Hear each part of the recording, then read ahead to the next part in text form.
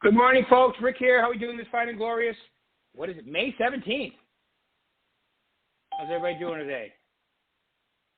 Really, not all at once. Good morning, Rick. Good morning. Good morning. Yes, I know you guys. I usually mute you, but not until I say good morning to you. Good morning, Rick. It's Pay Your Taxes Day. Yes, good morning. That's right. That's right. It's been extended till now. There's another first since I've been independent contractor. You have till May, 17th to pay your taxes, which is an extension, of course. What was it last year? Didn't they give us more time last year too? It was crazy too. Anyway, all right. Hold on one second here.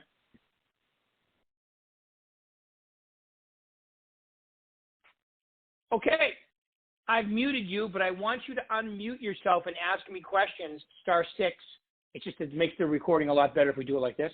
So don't be afraid to hit *6 to ask me questions, because I want to talk about 3 things today, okay? In this crazy market, it's just me today. I don't have an interview. All right, so the first thing is, obviously there are some changes in this market, okay? Definitely some changes in this market. And if you want to disagree with me, unmute yourself now, because it's crazy. Like Eric on my last call just said, 7 months ago, if you told somebody they had to offer 30, 40,000 over asking, they'd ask you what you're smoking. And I was like, and then now you're only halfway there on some properties. I've heard of properties selling for, the highest one I've heard of so far is one sold for $450,000. It was a 1.7 sold for, 2.2 and change. It was like 400 something thousand over asking. That's the highest one I've heard of so far. But I've heard of, in that high end, and the person paid cash. Remember where these people are coming from, folks, especially, California, you're getting, people come from everywhere like normal, but you also have more people leaving than normal, which is great for your market, really. Okay. Arizona is like the number 2 destination on the planet right now. I think Vegas is number 6, but that'll pick up a little bit, I believe, now that the casinos are back open. And I went into my gym for the 3rd day in a row today, and only about 10% of the people were wearing masks. In Vegas, they've taken that down too, which is nice, especially if you're vaccinated. Like, it always cracks me up. It's like, I've been vaccinated, but you still have to wear a mask. Okay, then why did I get vaccinated? Explain that to me, please. Anyway, I know they're just following the rules. I get it. All right, so I'm really glad that this pandemic thing is starting to show signs of we're at the end of the tunnel. All right, so here's the thing. Okay, there are some things that are consistent, whether the market is sideways, upside down, awesome, horrific, wonderful. I would call this market uncharted territory is what I would call it. Okay, it's not crazy, it's just different. It's if it's any crazy, it's crazy good, especially with appreciation. If you own property, you're like, yeah. So, it's a great market, but you still have to have a goal. That's my first point for today. You have to have a goal. You can't, people, I think, are, because of the activity and the hecticness, they're abandoning their goals, and because when you have a goal, now goal to me means I'm going to close X amount of deals this year. Well, to me, it means a number of things. I'm going to close X amount of deals. I'm going to make X amount of money. I'm going to get my health like this. I'm going to get my mindset like that. I'm going to get my relationships like this. I'm going to get my spirituality like this. That's what it means to me. Those are my 5 areas. Okay? So I hope you have a goal in each one of those 5 areas, and you got to remind yourself what they are all the time, because just by doing that, you start acting differently at an unconscious level. And if you don't believe that, there's a book out there called That Power of Habit. Okay, there's also a book out there called Success is a Verb. Shameless plug, yes. But, to me, a person that tried to complicate this at first and try to do everything my own way, and then I figured out I didn't know as much as I thought I did. Remember, I started at 19. Ask any 19-year-old, they already know everything. They come pre-trained. It's amazing, but they don't realize they're going to make every mistake possible unless they learn from other people. Okay, so you have to have a goal in each of the categories of your life that are important. And you got to remind yourself in the affirmative. I sell 50 homes a year. I make this much money. Okay, I have tremendous relationships with blah, blah, blah. How I'm a tremendous father, a spouse, whatever it is. Keep telling yourself that stuff. People go, it can't be that simple. Okay, do it. And when it doesn't work, let me know. But if you do it long enough, it will work, is my point.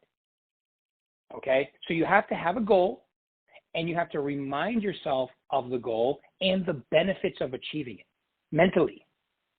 You don't have to brag to people. As a matter of fact, I recommend you don't do that.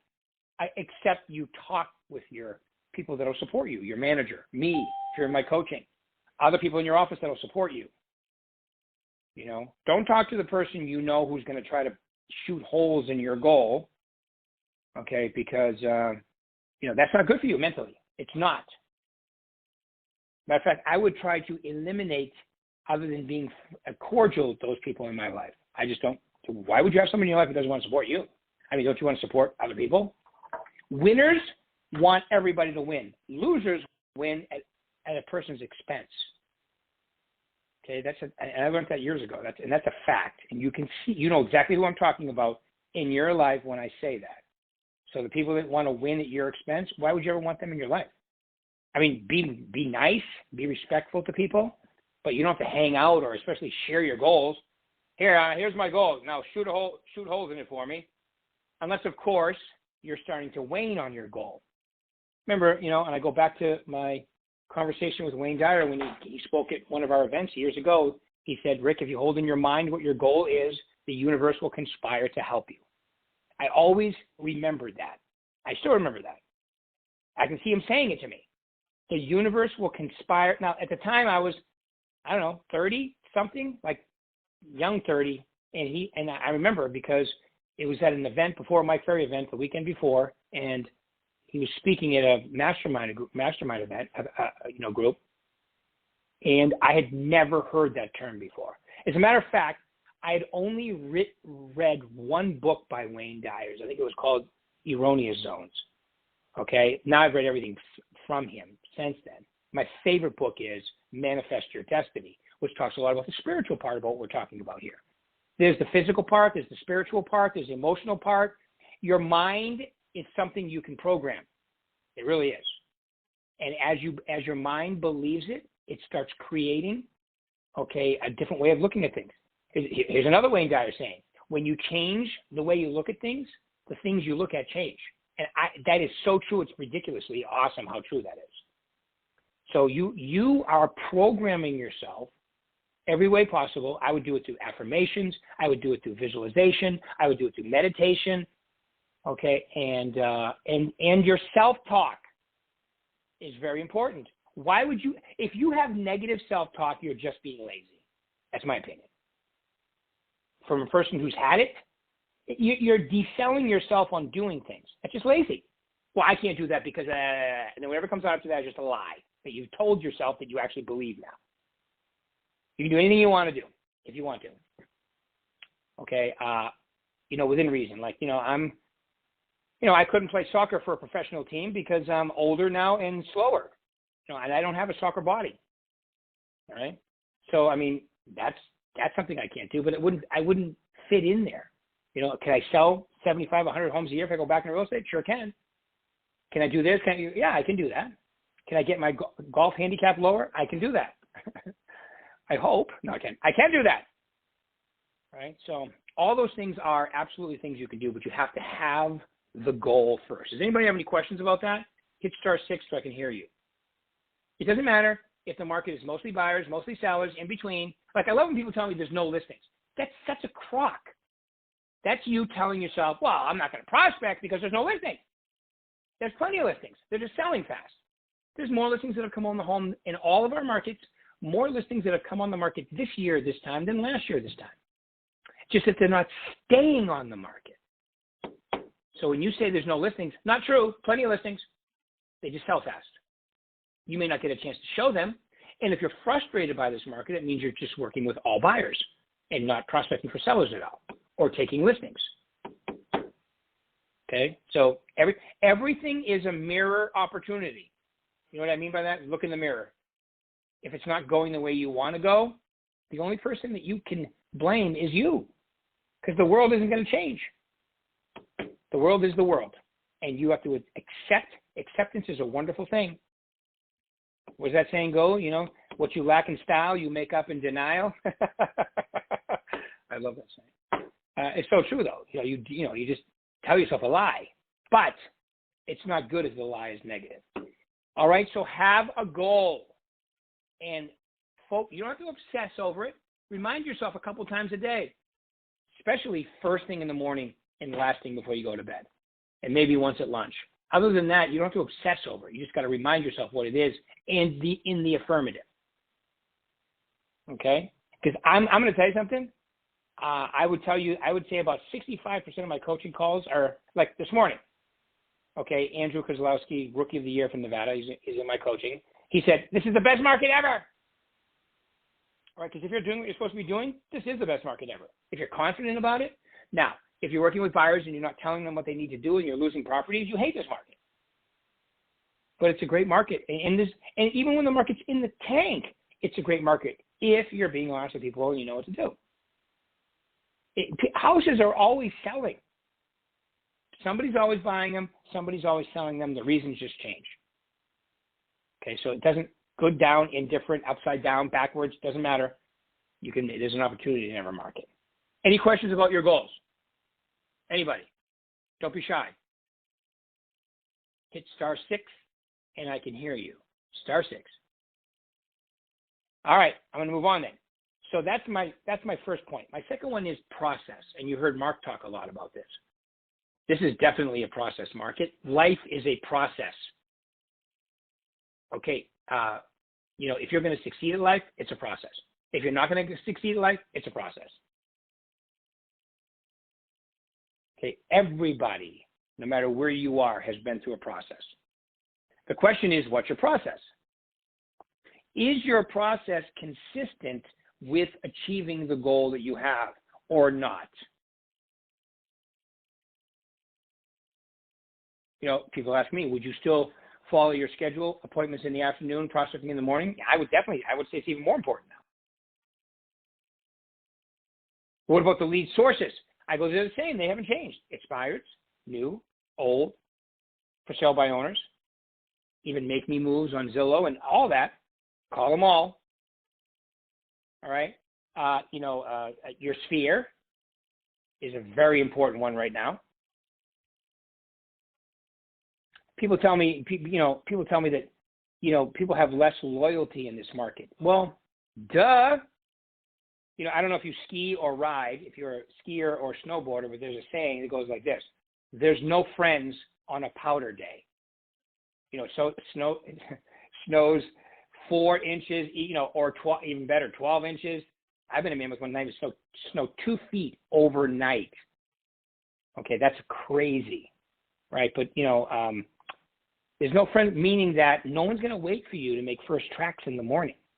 Okay, everybody wants to be first on the lift and make the first tracks on unskied area. It's the most invigorating experience ever, especially on a day after a snowstorm. It's sunny, it's beautiful, it's crisp, and there's no tracks in front of you. It's pretty crazy, actually. All right, now, that's this type of market, meaning that you're always going to, when it's this crazy and my property is appreciating and they think they don't need you, of course. I mean, it's human nature.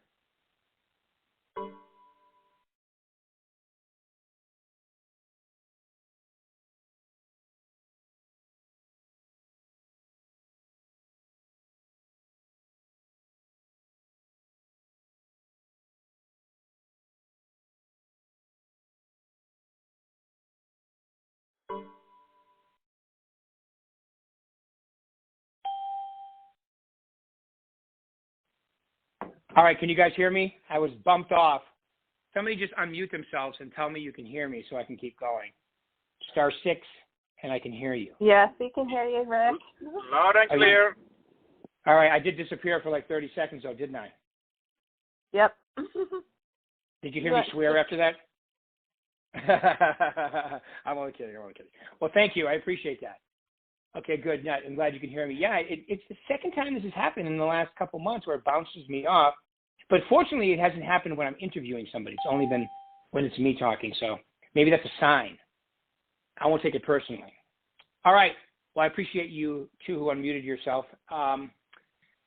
Okay, so this is it's a process market, meaning that if wherever you are in your life is because of the process you have followed. If you want to end up somewhere different, you got to just change the process.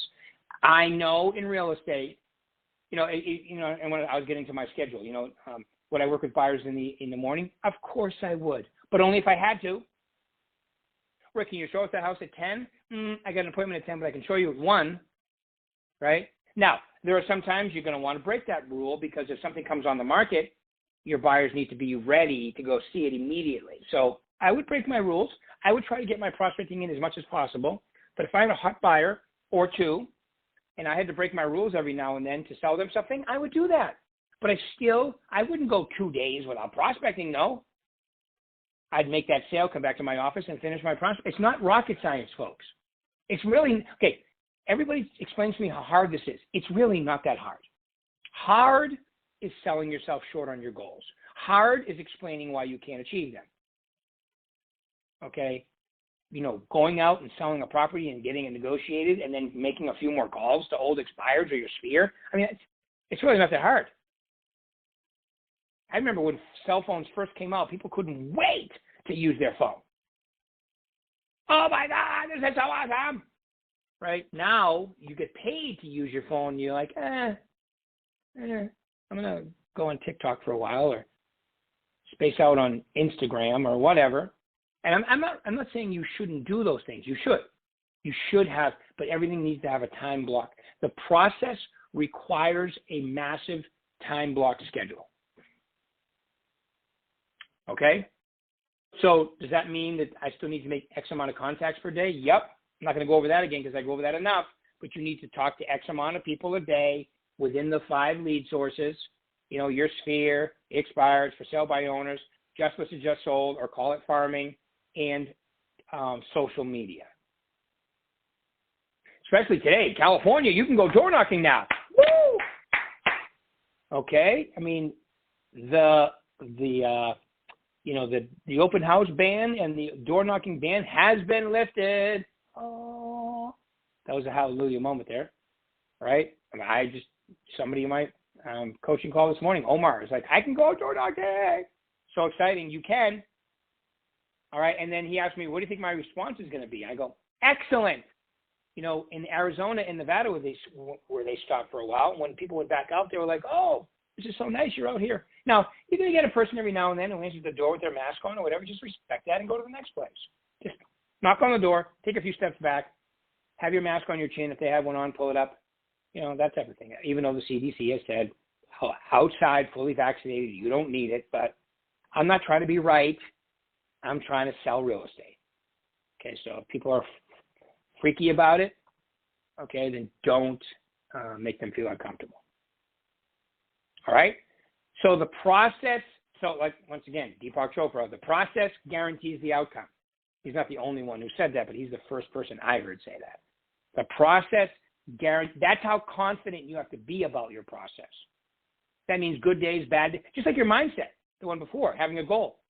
Your mindset is good days, bad days. You are steadfast mentally about your goal, and to the best of your ability, you are steadfast to the process to achieve it.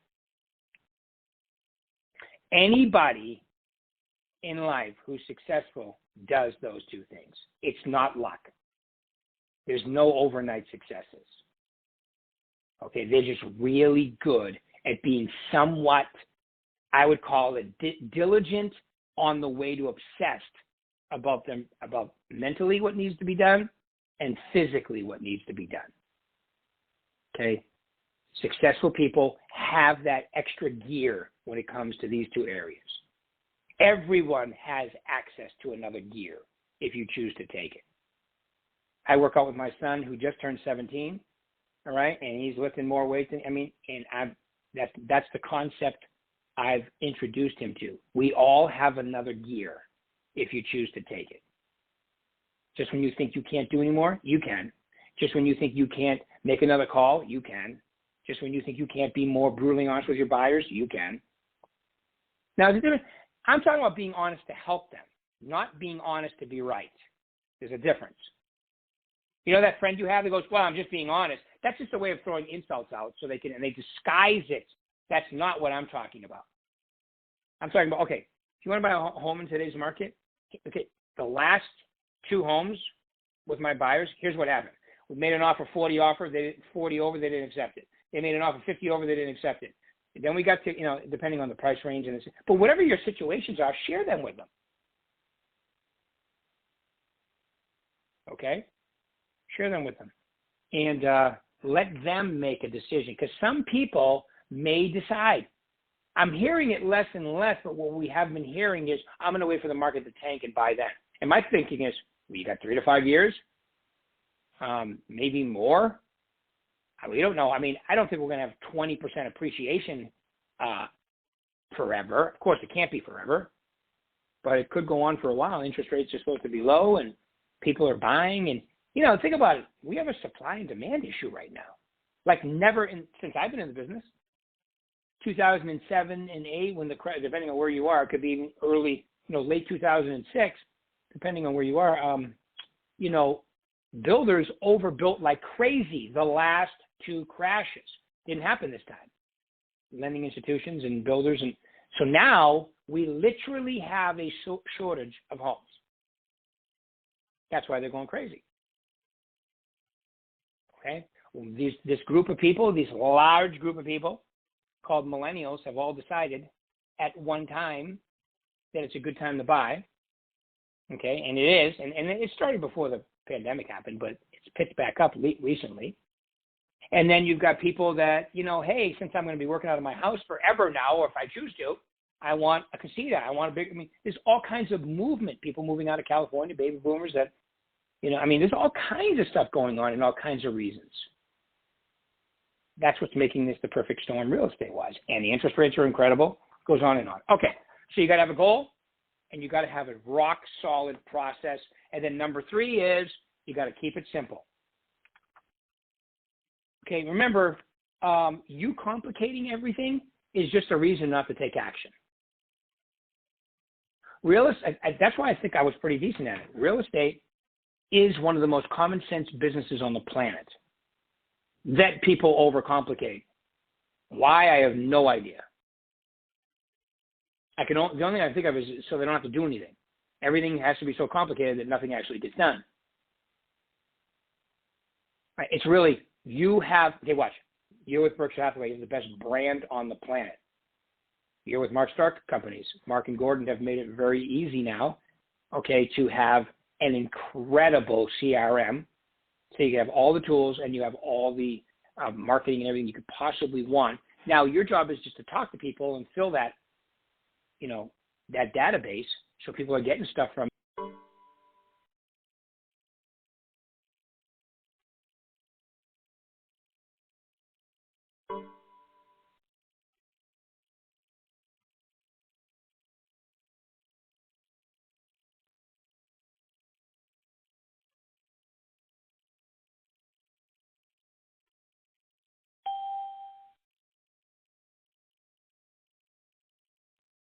Okay, it happened again. Can someone let me know you can hear me?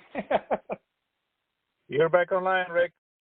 All right, thanks, Murad. I appreciate it. That's twice in one. That's a record. Here we go. That's a record. Another first. See that in the last year? What's today? Maybe it's been a little over a year now since but like almost 14 months that I've probably said that's a first at least 5 or 6 times in a long time in real estate. Seriously. Well, that's okay? part what makes this call memorable. Thanks, buddy. I appreciate it. Yes, right, because I got cut off and I get back on. It's not easy to get back on when you're recording it, by the way. I got to go through the whole process again with the code. Anyway, I'm not complaining. Stuff happens. And this is a perfect example. When stuff happens, you adjust to it, keep going. You don't use it as, oh, my God, I got cut off. This is a joke. I just got back on. All right. So anyway, so there we go. So keep it simple. All right. Now that just means don't overcomplicate this. I just went through the brand you have is incredible. And I'm going to tell you something. Okay. Here's a perfect example. Last week, Sharon Bender, our manager at our Temecula office, in California, I spoke at her office meeting last week. So the day before, she says, I want you to speak about commission cutting. A lot of them are getting undercut. And I said, great. By what company? She gave me a company name, which I won't repeat because I can't remember anyway. It was that memorable. And I said, okay, here's the first thing I do when that happens with me. I run their numbers. And in California, you can do it as an agent. In Nevada, in Arizona, you have to get your brokers to do it through Broker Metrics, which they can. So I look at the companies. Now, you may want to drop this down because this is really important. I look at the company's average list to sale price. Okay? This company was at 101.5. You think, wow, 101.5. Yeah, that's great. So then I asked Shannon, run your branch. 107. 107. That's 5.5% better. So what's the company charging? You know, let's just use these numbers because I'm gonna do for all market. Let's say the company's charging 4. They're keeping 1 and paying 3, or keeping 1.5 and paying 2.5, whatever.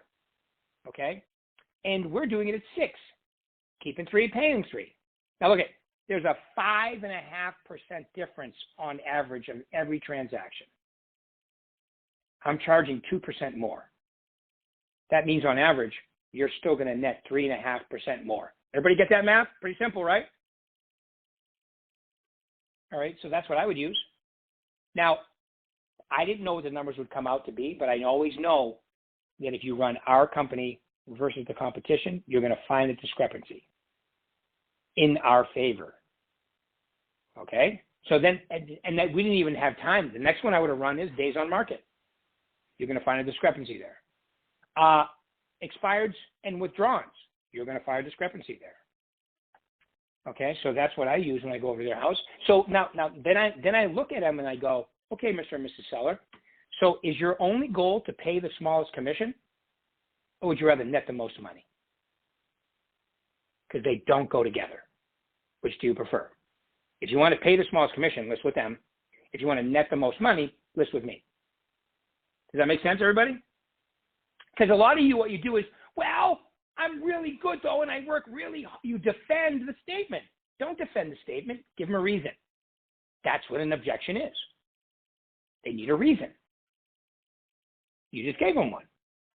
And they look at you like, just like I could hear, like I was speaking at our office meeting, giving this, and I could see their facial expressions on the Zoom meeting. And I'm like, yep, that's the face the seller gives me when I give them that answer, because they never even considered that.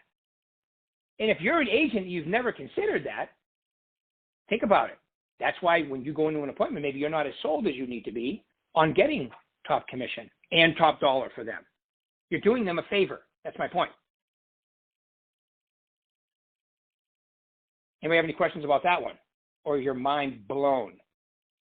Rick, the quality of presentation actually will eliminate the commission cutters. Yep.